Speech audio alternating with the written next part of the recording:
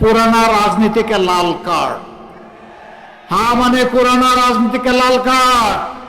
যেই রাজনীতি মানুষ খুন করে, যেই রাজনীতি আয়নাঘর তৈরি করে, যে রাজনীতি দেশপ্রেমিক নেতাদেরকে খুন করে, যেই রাজনীতি আমার দেশের সমস্ত সম্পদ লুণ্ঠন করে, যেই রাজনীতি রাজনীতিবিদদের জন্য ব্যবসার উপাদানে পরিণত হয়, 12 তারিখ সেই রাজনীতিকে ইনশাআল্লাহ লাল কার্ড। এই জন্য আমরা সবাই গণভোটে হা বলবো ইনশাআল্লাহ। হা চিহ্নতে আমরা সিল বসাবো। ঠিক আছে সবাই? হা মানে আজাদি, না মানে গুলামি। আজাদি না গুলামি, আজাদি না গুলামি। ইনশাআল্লাহ প্রথম ভোট হা। এবার দ্বিতীয় ভোট, যাদের অতীতেও খাসলত খারাপ ছিল, এখনো যারা লোক সামলাইতে পারেনি, সেই বিলালের হাতে গুস্ত পাহারা দেওয়ার দায়িত্ব দিবেন? এরা রাষ্ট্রের জনগণের মান, জাত এবং ইজ্জতের নিরাপত্তা এরা দিবে? এখনই দিচ্ছে না, তখন দিবে? দিবে না। আফসোস, আফসোস, তারাও মজলুম ছিলেন, কেন যে এখন বদলে গেলেন বুঝতে পারলাম না।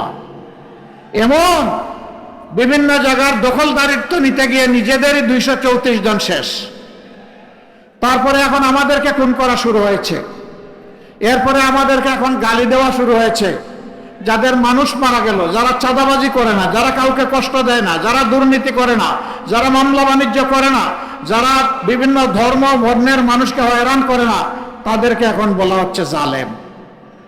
হায় রে আল্লাহ, এ কি দুনিয়ায় পড়লাম এসে। হ্যাঁ, একবার দিল্লির এক ভিক্ষুক, সে রাস্তার ধারে দাঁড়িয়ে বলে, 2টা পয়সা দে রে রাম। তো বস্তা যখন ভরে গেছে, কয়েন বা মুদ্রা পাইতে পাইতে এবার টান দিছে, আর উঠাইতে পারে না। এখন বলে যে ওই তার বিশ্বাস এনেছে যে যেহেতু ডাকিয়া আমি কয়েন পাইছি, এখন দেখি ডাক দিয়ে একটা ঘোড়া পাই কিনা। এখন বলতেছে একটা ঘোড়া দেলা দে রে রাম। এক দারোগা সাহেব, তিনি তার মেধি ঘোড়া নিয়ে চলছিলেন, হঠাৎ করে রাস্তায় বাচ্চা প্রসব 2টা। এখন 2টা তিনি বহন করবেন কেমনে? একটা তিনি তুলেন তো আরেকটা পড়ে যায়। এখন দেখেন যে একজন ঘোড়া চাইতেছে, আস্তে করে নিয়ে বাচ্চা একটা তার গাড়ি উঠে দিলেন, নে এখন তুই নে। এখন বলতেছে উল্টা সমজিলা রে রাম, আমি চাইলাম ঘোড়ার পিঠে উঠবো, এখন ঘোড়াই উঠে গেল আমার ঘাড়ে, আমি তো এটা চাইনি। এদেরকে বলবো চোখ মেলে দেখেন জনগণ আপনাদেরকে কিভাবে দেখে। আজকে যুবকদের উত্থান শুরু হয়েছে পরিবর্তনের পক্ষে, নতুন বাংলাদেশের পক্ষে। মা বোনদের উত্থান শুরু হয়েছে পরিবর্তন এবং নতুন বাংলাদেশের পক্ষে। এই দৃশ্য দেখে অনেকে নার্ভাস হয়ে, আপনাদের এখানে তো বোধহয় এখন মাঘ মাস, তাই না? না চৈত্র মাস? হ্যাঁ, রাজশাহীতে চৈত্র মাস। আর একটু জোরে বলেন না, এখানে চৈত্র মাস। তো মাঘ মাসে যে অনেকের মাথা গরম হয়ে গেছে, এরা চৈত্র মাসে কি করবে? ঠান্ডা রাখেন, মাথা ঠান্ডা রাখেন, মাথা গরম করবেন না। রাজনীতি করতে হলে ঠান্ডা মাথায় আসেন। আপনি রেগে গেলেন তো হেরে গেলেন। হ্যাঁ, এটাই হেরে যাওয়ার পূর্বাভাস। শুরু হয়ে গেছে অলরেডি। 5টা বিশ্ববিদ্যালয়ের তরুণরা জানিয়ে দিয়েছে লাল কার্ড। আগামী 12 তারিখে হবে ফেসিবাদের বিরুদ্ধে লাল কার্ড। ফেসিবাদ নতুন না পুরাতন, দ্যাটস ইমম্যাটেরিয়াল, এটা বিবেচনার ব্যাপার না। ফেসিবাদ, তোমাকে লাল কার্ড। তুমি যে কোন গায়ে দিয়ে আসো, তোমাকে অবশ্যই লাল কার্ড জানাবো। সম্মানিত ভাইয়েরা, রাজশাহীর কিছু সমস্যা আছে, থাকবে, সব জায়গায় সমস্যা আছে। যেহেতু ইনসাফ কায়েম নাই, যেহেতু দেশকে নিয়ে রাজনৈতিক নেতাদের কমিটমেন্ট নাই, ভিশন নাই। এখানে একটা মেডিকেল কলেজ আছে, বহু পুরানা। যখন 8টা মেডিকেল কলেজ ছিল পূর্ব পাকিস্তানে, তখন এখানে একটা ছিল। সেই মেডিকেল কলেজ এখনো আছে। তার সাথে একটা ডেন্টাল ইউনিট করা হয়েছে, কিন্তু ডেন্টাল কলেজ এখানে স্থাপন করা দরকার। উদ্যোগ নেওয়া হয়েছে, কিন্তু এটা ঘুমিয়ে পড়েছে। আমরা ইনশাল্লাহ আর কয়টা দিন তো সবর করেন। যদি আল্লাহ তাআলা আপনাদের পছন্দের লোকদেরকেই দেশ সেবার সুযোগ দেন, আল্লাহর মেহেরবানি দাবি করতে হবে না, আমরাই খুঁজে খুঁজে বের করব জাতিকে সেবা দেওয়ার জন্য কোথায় কি দরকার। এবং আপনাদের ঘুমন্ত এই ডেন্টাল কলেজকে ইনশাল্লাহ কান দিয়ে আমরা জাগিয়ে তুলে দেবো ইনশাল্লাহ। সুগার মিল, এটা লোকসানি। কেন লোকসানি হবে? আমার দেশের মাটিতে আখ ফলে, আমার দেশের শ্রমিক এখানে কাজ করে, তাইলে একটা লোকসানি হবে কেন? চুরি চামারির কারণে লোকসান। মৌলানা মতিউর রহমান নিজামী ৩.৫ বছর তিনি শিল্প মন্ত্রণালয়ের দায়িত্ব পালন করেছিলেন। তখন বন্ধ মিল কারখানা, সুগার মিল সহ তালা একটা একটা করে খুলতে শুরু করেছিলেন এবং ১ বছরের মাথায় সেইগুলাকে লাভজনক প্রতিষ্ঠানে পরিণত করেছিলেন। চুরি বন্ধ হওয়ার কারণে এটা সম্ভব হয়েছিল। ইনশাআল্লাহ যদি আপনাদের রায়ের প্রতিফলন ঘটে, ১৩ তারিখ থেকে বলা লাগবে না, অটোমেটিক্যালি অনেকের কান এবং নাক খাড়া হয়ে যাবে। বাংলাদেশ নতুন রাস্তা খুঁজে পাবে ইনশাআল্লাহ। এরপরে বলা হয়েছে এখানে সিএনজির সরবরাহ নিশ্চিত করা। হ্যাঁ, আমাদের ব্লু ইকোনমিতে সমুদ্রে এখনো আমরা সম্পদ আহরণে ঢুকতে পারিনি। আল্লাহ যদি আমাদেরকে তৌফিক দেন, কারো চক্রান্দানির পরোয়া করব না ইনশাআল্লাহ। দেশের সম্পদ দেশের মানুষের জন্য তুলে আনার জন্য সর্বাত্মক চেষ্টা করব। তখন ইনশাআল্লাহ মনের মতো করে দেশের চাহিদা সব জায়গায় পূরণ করা যাবে। আপনারাও পাবেন ইনশাআল্লাহ, দোয়া করেন। এবার আমি আপনাদের হাতে আপনাদের জনগণের প্রতীক তুলে দিচ্ছি। তবে একটা কথা সাফ করতে চাই, একেবারে সাফ। আমরা ১৩ তারিখ থেকে বাংলাদেশ জামাতে ইসলামের কোনো সরকার চাই না। আমরা ১৩ তারিখ থেকে কোনো দলীয় সরকার চাই না। আমরা ১৩ তারিখ থেকে কোনো পরিবার এবং গোষ্ঠীতান্ত্রিক সরকারও চাই না। আমরা জামাতে ইসলামের আমি বিজয় চাই না। আমি চাই বাংলাদেশের ১৮ কোটি মানুষের বিজয়। সেই বিজয় যদি অর্জিত হয়, ইনশাআল্লাহ এটা সকলের বিজয় হবে। সেদিন আল্লাহর মেহেরবানিতে আমরা সেজদায় পড়ে যাব। আমরা ওই দিনটার অপেক্ষা করছি। আপনারা এখন থেকে দোয়া করতে থাকেন, কোনো কালো চিল আসমান থেকে এসে ছু মেরে যেন আমাদের স্বপ্নকে এলোমেলো করে দিতে না পারে। এখন থেকে পাহারা বসাবেন। কোন ভোট ডাকাত, ভোট চোর, ভোট ইঞ্জিনিয়ার কাউকে আবার কোনো ছাড় নেই। সিনা মজবুত করে, হাত শক্ত করে আমাদেরকে দাঁড়াই যেতে হবে ইনশাআল্লাহ, এবং আমরা ইনশাআল্লাহ পারবো। ইনশাআল্লাহ আমাদেরকে পারতে হবে, না হয় বাংলাদেশ হেরে যাবে। সেই সুষ্ঠু ভোট নিশ্চিত করার জন্য এখন থেকে আপনারা পাহারা বসাবেন ইনশাআল্লাহ। সারা বাংলাদেশের পক্ষে এখন জোয়ার শুরু হয়েছে। আল্লাহ তাআলা এই জোয়ারটাকে যেন সংসদ ভবনে নিয়ে পৌঁছায় দেন এবং কাছে ওয়াদাবদ্ধ জনগণের রায়ের মাধ্যমে, ভোটের মাধ্যমে, ভালোবাসা সমর্থনের মাধ্যমে আল্লাহ যদি এই দেশ পরিচালনার সুযোগ আমাদেরকে দেন, আমরা ইনশাআল্লাহ কাউকে আর চাঁদাবাজি করতে দেব না। ইনশাআল্লাহ এই দেশে কারো দুর্নীতি করার সুযোগ থাকবে না। এই দেশে রাজার ছেলে রাজা হবে, বংশানুক্রমিক পরিবারতান্ত্রিক রাজনীতি এই দেশে আর চলবে না। এই দেশে রাজনীতি হবে মেধা এবং যোগ্যতার ভিত্তিতে। রাজনীতি হবে দেশপ্রেমের প্রমাণের মাধ্যমে। এদেশে কোনো আধিপত্যবাদী রাজনীতি আর চলবে না। হ্যাঁ, আমাদের প্রতিবেশী সহ সারা দুনিয়ার সাথে আমাদের চমৎকার সম্পর্ক থাকবে। সেই সম্পর্ক হবে সমতা এবং মর্যাদার ভিত্তিতে। অমর্যাদাকর কোনো সম্পর্ক আমরা কোনো দেশের সাথে চাই না। আমরা মাথা উঁচু করে দাঁড়াতে চাই। এই জন্যে আমাদের সোনার সন্তানেরা, আমাদের কলিজার সন্তানেরা সেদিন গুলিকে পরোয়া করে নাই। তারা দাঁড়িয়ে গিয়েছিল। তৎকালীন স্বরাষ্ট্রমন্ত্রী বলছিলেন, কি তোমাদের গুলি কি শেষ হয়ে গেল? রাস্তা এখনো নিয়ন্ত্রণে আনতে পারো না কেন?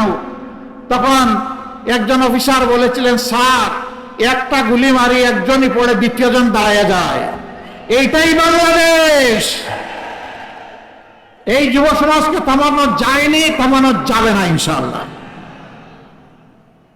এই যুব সমাজের অঙ্গীকার এবং প্রত্যাশা ইনশাআল্লাহ আমরা পূরণ করতে বদ্ধপরিকর।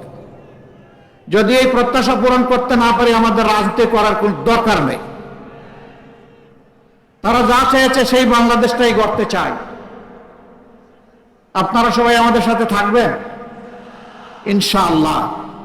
আমরা একটা মানবিক, বৈষম্যহীন, ন্যায় এবং ইনসাফের ভিত্তির উপর প্রতিষ্ঠিত একটা বাংলাদেশ করতে চাই, যেই বাংলাদেশে আবাল বৃদ্ধ বনিতা, নারী পুরুষ সকলে নিরাপত্তা ভোগ করবেন এবং মর্যাদার সাথে বসবাস করবেন। যার যার যোগ্যতা অনুযায়ী পেশাগত দায়িত্ব পালন করবেন। এখানে ধর্মের ভিত্তিতে কারো মর্যাদা পেশাগত দিকে ঠিক হবে না। পেশাগত ময়দানে মর্যাদা ঠিক হবে তার দক্ষতার ভিত্তিতে, তার দেশপ্রেমের ভিত্তিতে। এই দুইটা জিনিস যার মাঝে পাওয়া যাবে, কাজ অটোমেটিক্যালি তার হাতে চলে যাবে। আমরা সেই শিক্ষা ব্যবস্থাটা চাচ্ছি যেটা মানুষকে মানুষ হিসাবে গড়ে তুলবে, মানুষকে আর ডাকাইত হইতে সাহায্য করবে না, মানুষের সন্তান বানাবে, দেশ করার কারিগর বানাবে। সেই শিক্ষা আমরা আমাদের সন্তানদের হাতে তুলে দেব ইনশাআল্লাহ। ভাই ও বোনেরা, মায়েরা থাকবেন ঘরে, চলাচলে, কর্মস্থলে, সব জায়গায় নিরাপদ থাকবেন মর্যাদার সাথে। শিশু জন্ম নেওয়ার পরে তার পুষ্টি, তার স্বাস্থ্যের পরিচর্যা, এর দায়িত্ব সরকারের। 5 বছর বয়স পর্যন্ত সম্পূর্ণ বিনা খরচে শিশুদের চিকিৎসা নিশ্চিত করা হবে ইনশাআল্লাহ। আর সারা জিন্দেগি জাতিকে দিয়ে যারা উজাড় করে একটা বয়সে পৌঁছে যাবেন, অবসর জীবনে চলে যাবেন, তাদেরও চিকিৎসার দায়িত্ব নেবে সরকার এবং রাষ্ট্র, সেটাও বিনা পয়সা ইনশাআল্লাহ। মাঝখানে যেটা, সেটা পার্টিসিপেটরি, কিছু আমার সামর্থ্য অনুযায়ী আর কিছু সরকারের। এইভাবে ইনশাআল্লাহ আমরা একটা মানসম্মত স্বাস্থ্য ব্যবস্থা গড়ে তুলব ইনশাআল্লাহ। প্রত্যেকটি বিভাগীয় নগরী, প্রত্যেকটি জেলা কেন্দ্রে ইনশাআল্লাহ আমরা মেডিকেল কলেজ কায়েম করব এবং বিশেষায়িত হাসপাতালও গড়ে তুলব। আর যে সমস্ত জায়গায় শ্রমঘন এরিয়া, সেখানে শ্রমিকদের জন্য আলাদা বিশেষায়িত হাসপাতাল হবে। তারা যাতে ওখানে সেবা নিতে গিয়ে কোনো ধরনের সমস্যার সম্মুখীন না হন, স্বস্তির সাথে তারা যাতে সেবা নিতে পারেন, সেই দেশটি আমরা করতে চাই। ওই দেশটি আপনারা চান? সবাই চান ইনশাআল্লাহ। তাহলে আগামী 12 তারিখ 2টা ভোট। কয়টা ভোট? একটা হচ্ছে গণভোট। গণভোটে কি বলবেন? গণভোটে হা মানেই হচ্ছে নতুন বাংলাদেশ, পুরানা রাজনীতিকে লাল কার্ড। হা মানে পুরানা রাজনীতিকে লাল কার্ড। যেই রাজনীতি মানুষ খুন করে, যেই রাজনীতি আয়নাঘর তৈরি করে, যে রাজনীতি দেশপ্রেমিক নেতাদেরকে খুন করে, যেই রাজনীতি আমার দেশের সমস্ত সম্পদ লুণ্ঠন করে, যেই রাজনীতিবিদদের জন্য ব্যবসার উপাদানে পরিণত হয়, 12 তারিখ সেই রাজনীতিকে ইনশাআল্লাহ লাল কার্ড। এই জন্য আমরা সবাই গণভোটে হা বলবো ইনশাআল্লাহ। হা চিহ্নতে আমরা সিল বসাবো। ঠিক আছে সবাই? হা মানে আজাদি, না মানে গুলামি। আজাদি না গুলামি, আজাদি না গুলামি। ইনশাআল্লাহ প্রথম ভোট হা। এবার দ্বিতীয় ভোট। যাদের অতীতেও খাসলত খারাপ ছিল, এখনো যারা লোক সামলাইতে পারেনি, সেই বিলালের হাতে গুস্ত পাহারা দেওয়ার দায়িত্ব দিবেন? এরা রাষ্ট্রের জনগণের মান, জাত এবং ইজ্জতের নিরাপত্তা এরা দিবে? এখনই দিচ্ছে না, তখন দিবে? দিবে না। আফসোস, আফসোস, তারাও মজলুম ছিলেন, কেন যে এখন বদলে গেলেন বুঝতে পারলাম না। এমন বিভিন্ন জায়গার দখলদারিত্ব নিতে গিয়ে নিজেদেরই 234 জন শেষ। তারপরে এখন আমাদেরকে খুন করা শুরু হয়েছে। এরপরে আমাদেরকে এখন গালি দেওয়া শুরু হয়েছে। যাদের মানুষ মারা গেল, যারা চাঁদাবাজি করে না, যারা কাউকে কষ্ট দেয় না, যারা দুর্নীতি করে না, যারা মামলা বাণিজ্য করে না, যারা বিভিন্ন ধর্ম বর্ণের মানুষকে হয়রান করে না, তাদেরকে এখন বলা হচ্ছে জালেম। হায় রে আল্লাহ, এ কি দুনিয়ায় পড়লাম এসে। হ্যাঁ, একবার দিল্লির এক ভিক্ষুক, সে রাস্তার ধারে দাঁড়িয়ে বলে, 2টা পয়সা দে রে রাম। তো বস্তা যখন ভরে গেছে, কয়েন বা মুদ্রা পাইতে পাইতে এবার টান দিছে, আর উঠাইতে পারে না। এখন বলে যে ওই তার বিশ্বাস এনেছে যে যেহেতু ডাকিয়া আমি কয়েন পাইছি, এখন দেখি ডাক দিয়ে একটা ঘোড়া পাই কিনা। এখন বলতেছে একটা ঘোড়া দেলা দে রে রাম। এক দারোগা সাহেব, তিনি তার মেধি ঘোড়া নিয়ে চলছিলেন, হঠাৎ করে রাস্তায় বাচ্চা প্রসব 2টা। এখন 2টা তিনি বহন করবেন কেমনে? একটা তিনি তুলেন তো আরেকটা পড়ে যায়। এখন দেখেন যে একজন ঘোড়া চাইতেছে, আস্তে করে নিয়ে বাচ্চা একটা তার গাড়ি উঠে দিলেন, নে এখন তুই নে। এখন বলতেছে উল্টা সমজিলা রে রাম, আমি চাইলাম ঘোড়ার পিঠে উঠবো, এখন ঘোড়াই উঠে গেল আমার ঘাড়ে, আমি তো এটা চাইনি। এদেরকে বলবো, চোখ মেলে দেখেন জনগণ আপনাদেরকে কিভাবে দেখে। আজকে যুবকদের উত্থান শুরু হয়েছে পরিবর্তনের পক্ষে, নতুন বাংলাদেশের পক্ষে। মা বোনদের উত্থান শুরু হয়েছে পরিবর্তন এবং নতুন বাংলাদেশের পক্ষে। এই দৃশ্য দেখে অনেকে নার্ভাস হয়ে, আপনাদের এখানে তো বোধহয় এখন মাঘ মাস, তাই না? না চৈত্র মাস? হ্যাঁ, রাজশাহীতে চৈত্র মাস। আর একটু জোরে বলেন না, এখানে চৈত্র মাস। তো মাঘ মাসে যে অনেকের মাথা গরম হয়ে গেছে, এরা চৈত্র মাসে কি করবে? ঠান্ডা রাখেন, মাথা ঠান্ডা রাখেন, মাথা গরম করবেন না। রাজনীতি করতে হলে ঠান্ডা মাথায় আসেন। আপনি রেগে গেলেন তো হেরে গেলেন।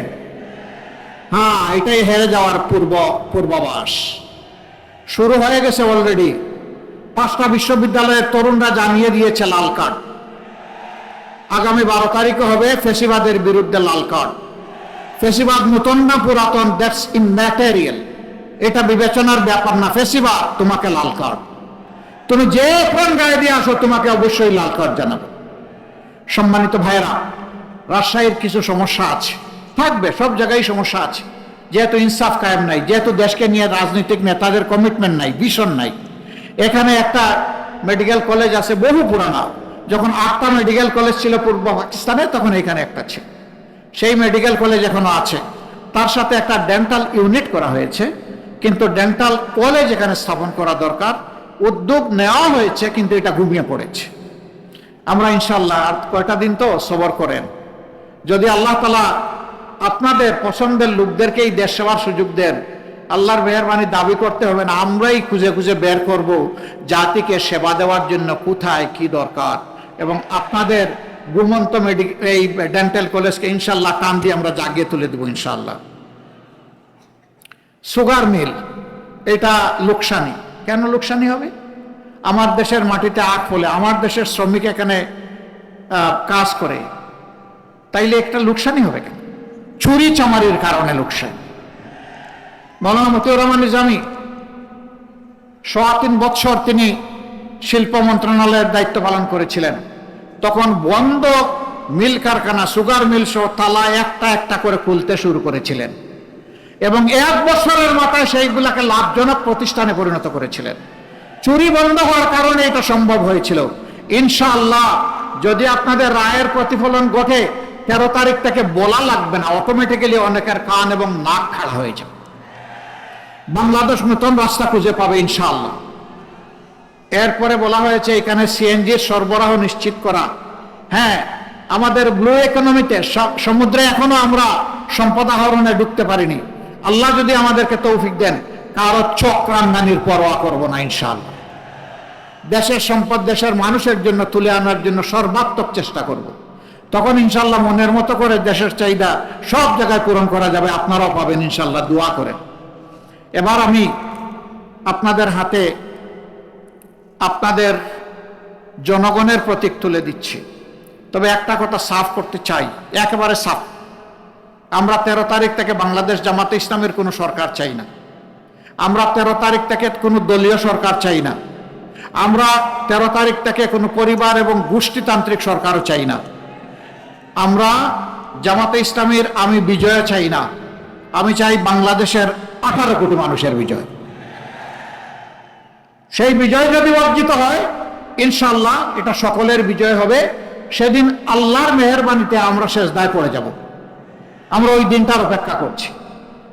আপনারা এখন থেকে দোয়া করতে থাকেন, কোনো কালো চিল আসমান থেকে এসে ছু মেরে যেন আমাদের স্বপ্নকে এলোমেলো করে দিতে না পারে। এখন থেকে পাহারা বসাবেন। কোন ভোট ডাকা, ভোট চোর, ভোট ইঞ্জিনিয়ার, কাউকে আবার কোনো ছাড় নেই। সিনা মজবুত করে, হাত শক্ত করে আমাদেরকে দাঁড়ায় যেতে হবে ইনশাআল্লাহ। এবং আমরা ইনশাআল্লাহ পারবো। ইনশাআল্লাহ আমাদেরকে পারতে হবে, না হয় বাংলাদেশ হেরে যাবে। সেই সুষ্ঠু ভোট নিশ্চিত করার জন্য এখন থেকে আপনারা পাহারা বসাবেন ইনশাআল্লাহ। সারা বাংলাদেশের পক্ষে এখন জোয়ার শুরু হয়েছে। আল্লাহ তাআলা এই জোয়ারটাকে যেন সংসদ ভবনে নিয়ে পৌঁছায় দেন।